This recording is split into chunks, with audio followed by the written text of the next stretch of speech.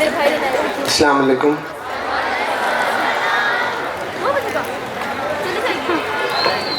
سب سے پہلے تو بیٹا جی دعا ہے کہ اللہ تعالیٰ آپ سب کو کامیابی عطا فرمائے.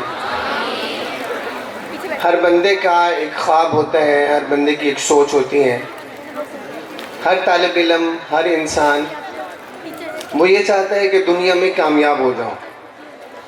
ہر بندے کا کامیابی کا راستہ اپنے ذہن، اپنی سوچ کے مطابق مختلف ہے، لیکن بالآخر ہر بندہ چاہتا یہ ہے کہ میں کامیاب ہو جاؤں. تو دعا ہے کہ اللہ پاک سب کو کامیابی عطا فرمائے. کامیابی کے بظاہر دو راستے ہیں. ایک تو ہے تقدیر. ہم میں سے ہر بندہ اپنی ذات تک، اپنی ذات سے جڑے ہوئے لوگوں تک یہ امید رکھتا ہے کہ یہ لوگ میرے لیے دعا کریں گے اور میں کامیاب ہو جاؤں گا. یعنی تقدیر ایک بڑا ذریعہ سب کو نظر آتا ہے کہ اس راستے پر، اس ذریعے پر ہم آ جائیں گے تو کامیاب ہو جائیں گے. اور دوسرا راستہ ہے بیٹا جی تدبیر. اللہ پاک نے جو کامیابی کو جوڑا ہے وہ تقدیر اور تدبیر دونوں کے ساتھ جوڑا ہے.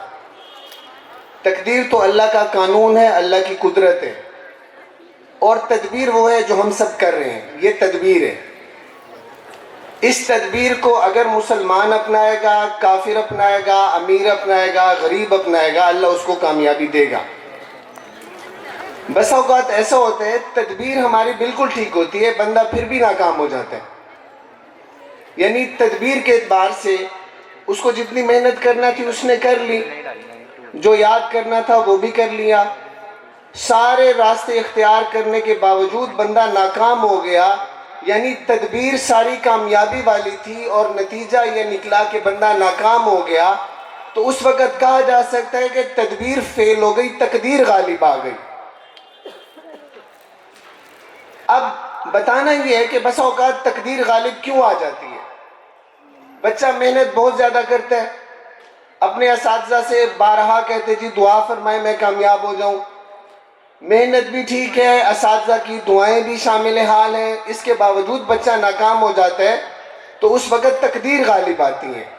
تو بیٹا جی آپ سب کو بتانا یہ ہے کہ تقدیر غالب کب آتی ہے. ہم کہیں نہ کہیں کچھ ایسا کر جاتے ہیں جس کی وجہ سے اللہ ہم سے ناراض ہو جاتے ہیں.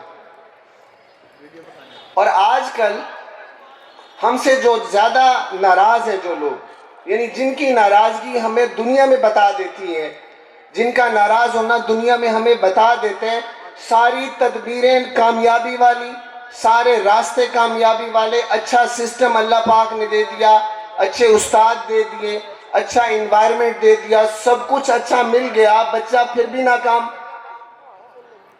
دو لوگ ایسے ہوتے ہیں جو ہم سے ناراض ہو جائیں تو ہماری دنیا کی کامیابی کا دروازہ اللہ پاک بند کر دیتے ہیں.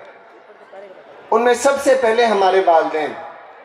یہ جن لوگوں کے نام یہاں پہ آئے، جن کی تصاویر آئیں، جن کو یہاں بلایا گیا، پورے نمبر لینے والے بچے، اللہ ان کو کامیابی دے. یہ سب اپنی محنت کے نتیجے پر یہاں نہیں پہنچتے. ہماری محنت میں کمی ہو سکتی ہے، ہمارے دیے ہوئے ماحول میں بھی کمی ہو سکتی ہے، لیکن والد اور والدہ دو ایسے لوگ ہیں، ان کی دعا انسان کو کبھی ناکام نہیں ہونے دیتی. کبھی بھی بندہ ناکام نہیں ہو سکتا. اور دوسرے نمبر پر ہمارے اساتذہ کرام. استاد میں من حیث اللسان ہزاروں خامیاں ہو سکتی ہیں، استاد کے اندر انسان ہونے کے ناطے ہزاروں خامیاں ہو سکتی ہیں، لیکن میرے لیے سب سے بڑی بات یہ ہے کہ اس نے مجھے معاشرے میں چلنا سکھایا، اس نے مجھے جینا سکھایا، اس نے مجھے کامیابی کے راستے بتائے. اگر یہ دو لوگ یعنی والدین اور اساتذہ کرام ہمارے ساتھ خوش ہیں، ہمارے لیے دعا کرتے ہیں، تو ہماری تدبیر میں اگر خدا نخواستہ کوئی کمی ہے تو ان کی دعائیں ضرور پورا کر دیں گی.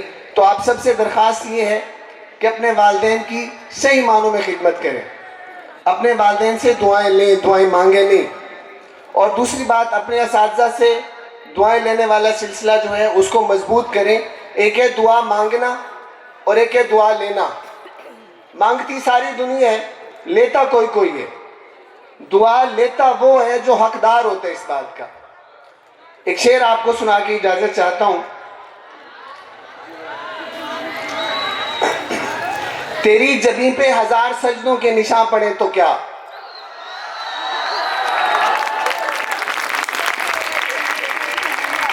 تیری جبیں پہ 1000 سجدوں کے نشان پڑے تو کیا؟